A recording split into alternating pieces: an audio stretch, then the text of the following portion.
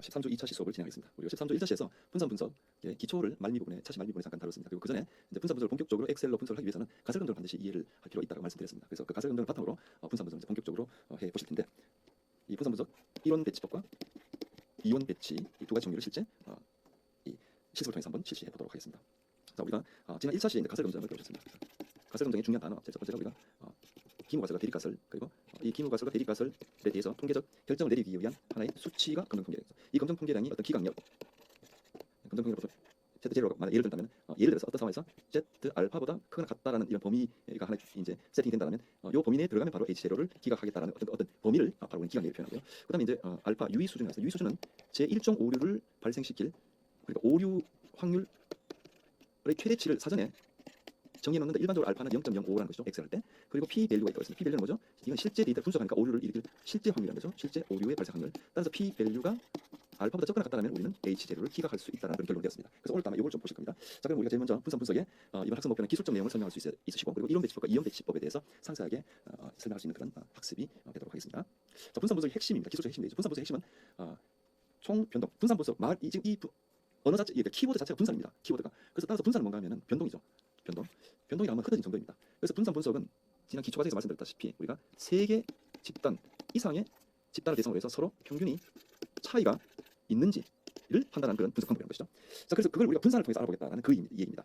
분산은 우리가 변동이라는 표현을 쓰죠. 이제 총 변동이라는 단어가 나옵니다. 이거 뒤에 가서 좀 말씀드리고, 총 변동 중에서 집단 간 변동이 집단 내 변동이 얼마나 큰지 비교하고자 하는 것이라는 텍스트로 여러분들에게 개념을 말씀드리고, 이걸 이제 곧 이제 나올 슬라이드를 통해서 이해하시면, 이 내용을 슬라이드 그림을 통해서 이해하시는 거죠. 그래서 집단 간 변동에 집중하는 이유는 분산 분석에서 분석하고자 하는 것이 전체 집단의 평균과 특정 집단의 평균의 차이, 즉 다른 집단 간의 평균 차이이기 때문이다. 그래서 우리가 집단 간에 서로 평균이 차이가 있다라고 우리가 보고자 하는 것이기 때문에 어떤 한 개 집단에서 저쪽 집단의 평균과의 어떤 이 차이, 이것이 바로 이제 집단 간의 어떤 그 차이라고 볼 수 있습니다. 그래서 우리는 집단 간의 흩어짐의 정도, 변동의 집단 간 변동을 표현하는 거죠. 그러니까 저쪽 집단과 이쪽 집단의 실제 평균 사이 얼마큼 이 거리가 벌어져 있는가. 이것이 많이 벌어져 있으면 두 집단 사이 평균 차이 있다고 보여지는 거고, 별로 차이가 없다면 두 집단 사이의 평균 차이가 있다고 볼 수 없다. 뭐 이런 식의 관점을 보겠다는 거죠. 반대로 집단 내의 변동은 동일 집단 내 차이를 나타내기 때문에 집단 내 차이가 크면은 총 변동에서 집단 간 차이가 차지하는 물줄은, 이 말은 세개 집단이 있다고 예를 듭시다. 그럼 세개 집단의 집단 간 차이는 있는데 집단 내 분산이 너무 크다면 서로 다 오버랩된다는 그런 뜻입니다. 그래서 여기 있는 이 말을 그림으로 설명을 드리는 것이 여러분들이 편리하게 보실 수 있습니다. 자, 이 내용을 여러분들이 참조를 하고 좀 더 나중에 상세히 좀 읽어보시고, 여러분들은 지금 이 분산 분석의 핵심 이 그림을 보셔야 됩니다. 자, 이 그림을 보면 두 개의 집단이 등장합니다. 세 개 집단 이상인데 왜 두 개의 집단이 등장하느냐고 물으실 수 있는데, 자, 일단 두 개의 집단으로 여러분들에게 분산 분석의 핵심 내용을 전달하고자 하는 겁니다. 자, 여기 보면 이제 총 변동인데, 총 변동 쉽게 말해서 이 두 개의 집단 사이에 이 전체 흩어져 있는 이 정도를 우리는 총 변동, 쉽게 말해서 총 흩어진 정도라고 보여지는 거죠. 그럼 이 총 변동은, 물론 이 총 변동을 구하는 공식은 매우 까다롭게 그렸습니다. 그런데 이번 시간에 엑셀 이해를 하면서 엑셀을 다루는 이 상황에서 분산 분석의 핵심 개념만을 파악하는 것이 중요하지, 이 공식을 어떻게 구하는가를 하는 것은 별로 중요한 내용이 아닙니다. 그래서 이걸 어차피 엑셀이 다 해주는 거고요. 여러분들은 이 개념을 아셔야 되는 거죠. 자, 그럼 일단 분산 분석은 말이 앞에 분산이 붙었습니다. 이 분산은 변동을 냅니다. 변동은 뭐죠? 흩어진 정도입니다. 데이터들이. 그럼 집단 간을 서로 비교하기 위해서는 집단이 여기가 등장하는 거죠. 지금 이 그림에 집단 두 개가 등장한 겁니다. 자, 그럼 집단이 두 개가 등장하다 보니 집단 사이에 흩어진 정도, 그리고 각 집단의 흩어진 정도, 그리고 전체 흩어진 정도, 이렇게 흩어진 정도를 세 개로 나눌 수 있다는 거죠. 다시 한번 말씀드리면, 집단이 예를 들어서 집단이 하나만 등장했다. 그러면 어떻습니까? 그냥 이 집단의 변동, 즉 변동은 분산을 의미하니까 그냥 이 하나의 분산 끝납니다. 근데 여기 현재 집단이 두 개가 등장하고 세 개가 등장하는데, 그러면 어떻습니까? 전체 두 개의 집단을 망라한 전체 총변동, 전체 분산이 있을 수 있겠죠. 다른 말로 하면 흩어진 정도, 전체 흩어진 정도. 이 전체 흩어진 정도는 집단 내의 흩어진 정도, 즉 집단 내 분산, 다른 말로 하면 이건 총분산이에요. 총분산. 이 집단 내 분산을 집단 내 분산을 표현할 수 있습니다. 집단 간 변동을 집단 간 분산을 표현할 수 있습니다. 분산. 너무 지금 흩날려서 다시 한번 좀 정리할게요. 이 집단 간 변동을 집단 간 분산은 뭐죠? 흩어진 정도죠. 집단 사이 흩어진 정도를 수치하는 거. 집단 내 변동이 두 개가 있죠. 두 개 집단이니까. 이걸 우리가 집단 내 분산 이렇게 합니다. 당연히 집단 내 분산이 두 개가 되겠죠. 두 개. 여기는 전체 변동이기 때문에 이걸 총분산이라고, 총분산. 그래서 총변동, 총분산은 집단 간 분산 플러스 집단 내 분산이 합으로 이루어진다는 것을 나타내는 겁니다. 이게 바로 지금 분산 분석의 핵심이거든요. 자, 그럼 여기서 집단 간 분산을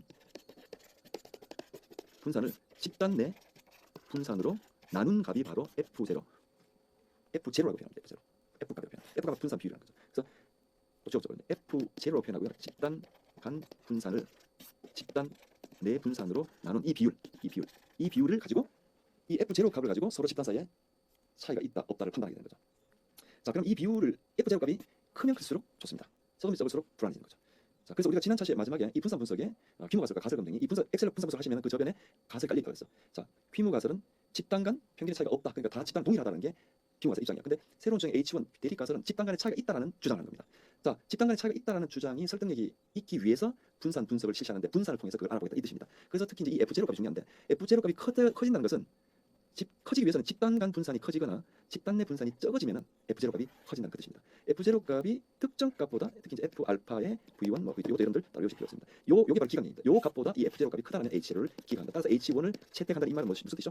자, 이 서로 다른 예를 들어 세 개 집단, 그러니까 세 개 집단 사이에는 뭔가 차이가 존재한다라고 이제 보시는 거죠. 차이가 존재한다. 자, 그래서 요 F 값 집단 간 분산, 집단 내 분산으로 나는 이 값, 이 비율, 집단 간 분산, 집단 내 분산으로 나는 값 구하는 굉장히 복잡한 공식입니다. 자, 이 공식은 제가 하나 예로 여러분들께 보여드린 거고 절대 이 공식을 외울 필요는 전혀 없습니다. 이렇게 계산이 이루어진 거예요. 여기서는 여러분들 이제 엑셀이다 이 계산을 하니까요. 자, 그럼 지금 이 그림을 보면 어떨까요? 참조를 하나 추천을 가져왔는데, 자, 이 그림을 보면은 자, 평균을 자 집단 내 분산은 적고 집단 간 분산이 굉장히 큰 케이스입니다. 그래서 집단 간 평균 차이가 크게 보이는 거죠. 근데 지금 오른쪽 그림은 어떻습니까? 집단 내 분산 굉장히 크고 집단 간 분산 굉장히 적습니다. 그래서 집단 간 분산 굉장히 적고 집단 내 분산 크니까 F0, F 값이 어떻습니까? 굉장히 적어지는 거죠. 그러면 H0를 기각하지 못할 가능성이 많습니다. 따라서 이제 오른쪽 케이스 B를 보면은 세 개의 집단 다 비슷하게 걸쳐져 있습니다. 여기는 세 개의 집단 사이에 평균의 차이가 존재한다고 볼 수가 없습니다. 근데 왼쪽으로 어떻습니까? 집단 내 분산은 작아요. 근데 오른쪽으로 훨씬 작은데 집단 간 분산이 굉장히 크다는 거죠. 이쪽에 비해서. 여기서 집단 간 분산은 작고 집단 내 분산이 굉장히 크다는 거죠. 이것이 이제 집단 내 분산이 작고 집단 간 분산이 클수록 집단 간 평균 차이가 크다는 점을 활용할 수 있다는 겁니다. 자, 이 그림을 보시면 이제 자, 이 그림은 자, 상단 그림은 지금 조금 이 집단이 겹쳐져 있습니다. 왜냐하면 집단 간 분산 지금 이 오른쪽 그림 나중에 생각하시고 왼쪽 그림을 보면은 각각의 집단 내 분산은 위에 그림과 아래 그림이 다 동일합니다. 다 비슷하죠? 비슷합니다. 근데 위에 그림과 밑에 그림의 결정적인 차이는 밑에 그림은 집단 간 분산이 위에 집단 간 분산보다 훨씬 크다는 거죠. 그래서 이 그림으로 봤을 때 A 케이스하고 B 케이스를 비교했을 때 B 케이스가 서로 평균의 차이가 있다고 확연히 드러난다는 것이죠. 여기 보면은 집단 간 분산이 훨씬 크다는 거죠. 상관보다. 그래서 요 집단 간 분산을 집단 내 분산으로 나눈 그 값을 통해서 분산 분석을 실시했을 때 아주 효과적으로 내용 파악할 수 있다는 거죠. 자, 이제 오른쪽으로 보겠습니다. 여기를 보면은 집단 간 분산은 동일합니다. 근데 위에 그림과 밑에 그림은 위에 그림은 거의 차이가 있다고 볼 수 없고 밑에 그림은 확연히 차이가 보여집니다. 자, 여기서는 어떤 집단 간 분산은 동일한데 집단 내 분산이 차이가 크죠. 집단 내 분산이 어떻습니까? A, B라면 B 케이스가 집단 내 분산이 훨씬 적은 거죠. A 케이스는 집단 내 분산이 훨씬 크고 따라서 이 분산 B, 이 비율이 크면 클수록 H0 기각 확률이 높아집니다. 그래서 집단 간 분산이 커지거나 집단 내 분산이 적어지거나 그래서 이렇게 그림을 통해서 여러분들 이해를 하시는 게 가장 베스트 웨이라고 보실 수 있습니다. 그래서 그 내용을 가지고 집단 내 분산은 각 집단에 구성하는 개별 데이터 간의 변동성, 흩어짐의 정도, 집단 내 그리고 집단 간 분산은 집단 간의 평균의 차이입니다. 변동성의 집단. 그래서 항상 분산 분석은 결국 분산을 통해서 분석하겠다 핵심이거든요. 그 분산 분석의 목적은 뭐냐면은 세 개 이상의 집단 사이에 서로 평균의 차이가 있는가를 통계적으로 검증하고자 하는데 기본적으로 분산 분석에서는 가설이 어떻게 깔려 있느냐. 피부 가설은 세 개 이상의 집단에 서로 평균의 차이가 없다, 다 동일하다. 대립 가설은 아니다. 세 개 이상의 집단 중에서 적어도 한 두 개 이상의 집단 사이에서는 평균의 차이가 존재한다. 이런 것을 주장하는 것이 바로 대립 가설입니다. 그래서 분산 분석을 실시하시면 바로 이런 이 가설 검증의 결과를 해석하는 방향으로 이제 초점이 맞춰져야 되는 거죠. 나머지 밑에 내용 여러분들 참조해서 나중에 좀 알아보시고요. 그래서 이 그림을 통해서 분산 분석, 즉 분산 분석은 분산을 통해서 분석하겠다는 뜻이죠. 분산은 세 개 이상의 집단이기 때문에 각 집단 내 변동이 즉 분산이 있을 것이고 집단 사이에 분산이 있을 것이고 이 집단 내 분산과 집단 간 분산을 통해서 세 집단 사이에 서로 차이가 있는지를 밝혀내고자 하는 것이 바로 분산 분석이라는 겁니다. 그래서 분산 분석 철저하게 분산을 통해서 분석을 하겠다 이 뜻을 받아들이시면 됩니다. 그래서 중요한 집단 간 분산을 집단 내 분산을 나눴을 때 그 비율이 크다라면은 서로 이 대립 가설이 채택될 확률이 높아진다는 것이죠. 어떤 특정 값보다 큰 특히 이제 제가 표현드린 이 F 값이 이 F 알파 뭐 자이로 V1, V2 요 값은 이 표에 다 주어집니다. 보통. 그래서 저는 이걸 바로 기각력이라고 그러죠. 무엇을 기각한다? 이 기각력 내에 F 값이 포함되어 있으면 H를 기각하겠다. H를. 그래서 통계에서 기각한다는 것은 무조건 H를 기각하겠다는 뜻입니다. 자, 그렇게 해서 분산 분석의 핵심 잠깐 정도해 봤고요. 자, 실습 데이터를 이걸 이제 표로 정리한 것이 분산 분석 표입니다. 아노바 테이블이라고 그러죠. 아노바 테이블. 그래서 항상 분석 결과는 분산 분석 표를 통해서 해석합니다. 그래서 이 분산 분석 표가 엑셀을 통해서 분산 분석을 하면 이렇게 분산 분석 표가 나타납니다. 그래서 이 집단 간 제곱합. 사실은 집단 간 분산이 바로 요게 바로 집단 간 분산이고 요가 바로 집단 내 분산입니다. 이거는 편차의 제곱합입니다. 집단 간 분산을 구하기 위한 편차죠. 요걸 구하는 공식이 상당히 복잡합니다. 그러나 이 시간에는 눈이 말씀드리지만 이것을 공식을 다 이해할 필요는 없습니다. 어쨌든 우리 지금 여기에서 목적은 요 값을 요게 바로 상단에 있는 것이 집단 간 분산, 밑에 있는 게 집단 내 분산. 집단 간 분산과 집단 내 분산을 이렇게 나누고 F0죠. 이걸 요 값이 바로 F 값이라고 합니다. 분산 분석에서 요 F 값을 통해서 그리고 P 밸류가 나옵니다. P 밸류. 그래서 P 밸류를 통해서 최종적으로 H를 기각할 것이냐를 판단합니다. 자, 그래서 여러분들은 이제 이론 배치법 실습부터 먼저 하십니다. 그래서 실습 데이터는 분산 분석 언더바 붓꽃 데이터입니다. 붓꽃 데이터로서 세 가지 종입니다. 아이리스 세토사, 아이리스 베리스칼라, 아이리스 버지니까 이게 붓꽃의 세 가지 종입니다. 세 가지 종에 따른 꽃받침 길이들이 쭉 있습니다. 과연 그러면 이 세 가지 종의 꽃받침 길이가 서로 차이가 있는지 그걸 알고 싶은 거예요. 그걸 알고 싶어서 우리가 분산 분석 실시하는 겁니다. 자, 그럼 이 실습 데이터를 여러분들이 오픈해서 뒤에 데이터 탭에서 분석 그룹의 데이터 분석을 클릭합니다. 그러면 이런 대화 상자가 열립니다. 이 상자에 제일 분산 분석 이론 배치법을 클릭하시고 확인을 누르십니다. 확인을 누르면 이제 좀 더 상세한 이 대화 상자가 열립니다. 그래서 입력 범위는 A1에서 C51이죠. 그래서 지금 이게 A1에서 C51 그러니까 50 이제 머리글 빼고 이게 머리글이죠. 머리글 빼고 50개의 데이터가 있다는 것이죠. 그래서 51까지 입력 범위라고 데이터 방향이 어떻습니까? 데이터 방향이 지금 열로 구성되어 있어요. 그래서 데이터 방향을 열로 체크를 하시고요. 자, 첫 번째 행은 이름표입니다. 그래서 첫 번째 행을 이름표로 사용할 것이냐 체크를 하시고 유의 수준 0.05가 디폴트로 되어 있어요. 굳이 이거 변경 필요 없습니다. 자, 그러면 결과값을 어디로 할 것이냐 새로운 워크시트로 하겠다. 이렇게 해서 여러분들 확인을 딱 누릅니다. 그럼 확인을 누르과 동시에 분산 분석이 실시가 되는 겁니다. 자, 그러면 이게 분산 이론 배치법 결과표입니다. 분석표. 자, 여기 보시면 이제 각각 인자 이게 이제 변수죠. 변수 3개의 관촉수 각각 50개 합 평균 그리고 각각의 분산이 나옵니다. 이게 집단 내 분산이죠. 자, 그래서 여기가 이제 집단 간 집단 내를 의미합니다. 자, 제곱합을 자유도로 나누면은 요게 안호가 테이블입니다. 분산 분석을 하면 요게 결과표가 딱 나옵니다. 자, 그래서 자유도로 나누면 각각 요게 바로 집단 간 분산이고요. 요게 바로 집단 내 분산입니다. 자, 요걸 두 개를 나누면 바로 F 값이 나옵니다. 119.264가 나죠. 자, P 값이 1.67 이건 지수 형태입니다. 마이너스 31 이 말은 1.67 곱하기 10의 마이너스 31cm입니다. 거의 P 값이 어디죠? 0의 수렴입니다. 0의 수렴. 따라서 P 값이 0.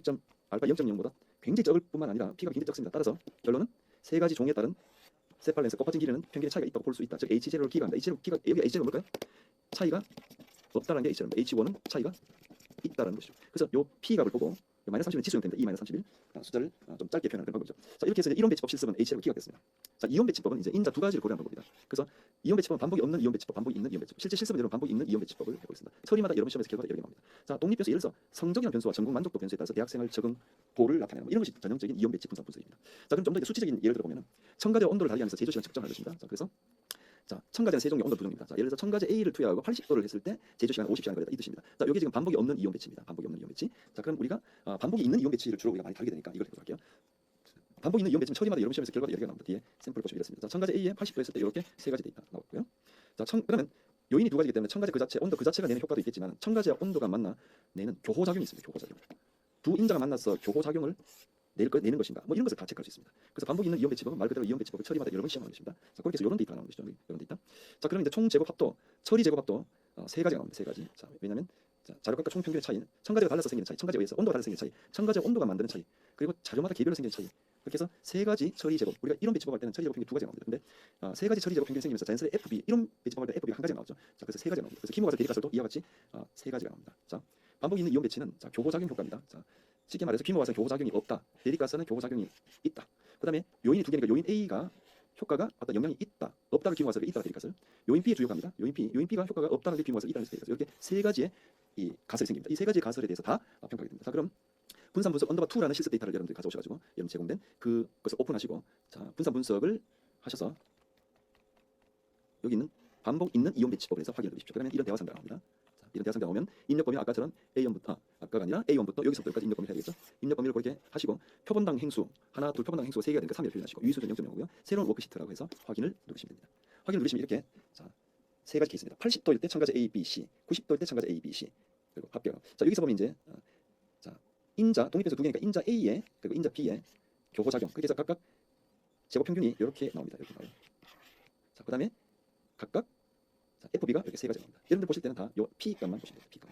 지금 교호작용일 때 P 값이 0.11이 나왔어요. P 값이. 나머지 인자 A, 인자 B 즉 온도와 첨가제에서는 P 값이 0.000 굉장히 적게 나옵니다. 이건 5.28 곱하기 10의 마이너스 5승이었다 시고 그럼 0.0000528을 뜻입니다. 그리고 인자 B의 P 값도 굉장히 적게 나왔죠. 그럼 이걸 이제 결론적으로 보시면 어떻게 됩니까? 자, 요거를 이렇게 해석하는 겁니다. 인자 행의 P 값은 유의 수준 0.0보다 굉장히 작은 겁니다. 따라서 기모가설 P가 즉 온도에 따라 제조 시간의 차이가 존재한다고 볼 수 있고 인자 열 P 값은 0.016으로 역시 유의 수준 0.0보다 작은 겁니다. 즉 첨가제 종류에 따라서 제조 시간의 차이가 존재한다고 볼 수 있다. 교호작용의 P 값은 0.11로 유의 수준 0.0보다 큰 겁니다. 따라서 기모가설을 기하지 못한다. 따라서 두 인자 간의 교호작용이 있다고 볼 수 없다는 거죠. 있다고 볼 수 없다는 거죠. 자, 그래서 아까 기모가설이 교호작용의 기모가설이 없다가 기모가설이죠. 그래서 기모가설 기하지 못하니까 교호작용이 있다고 볼 수 없다는 거죠. 교호작용이 없다고 봐야 되는 거죠. 그래서 이렇게 해서 이온 배치법 결과를 해석하는 것까지 해봤습니다. 그래서 이번 차시에서 여러분들 분산 분석의 기술적 핵심에 대해서 즉 분산은 즉 분산으로 분석하겠다는 뜻이고 집단 내 분산과 집단 간 분산 이 집단 간 분산을 집단 내 분산으로 나눈 그 FB 수치를 가지고 분석해 나가는 그런 방법입니다. 그래서 이론 배치법의 개념을 이해하고 실습을 진행하셨고요. 이온 배치법의 개념을 이해하고 실습을 진행하셨습니다. 자, 여러분들 이제 다음 차시에서 상관 분석과 회귀 분석 기초를 조금 다루도록 하겠습니다. 자, 여러분들 이번 차시 너무 들으시고 수고 많으셨습니다. 다음 차시에 뵙겠습니다. 수고하셨습니다.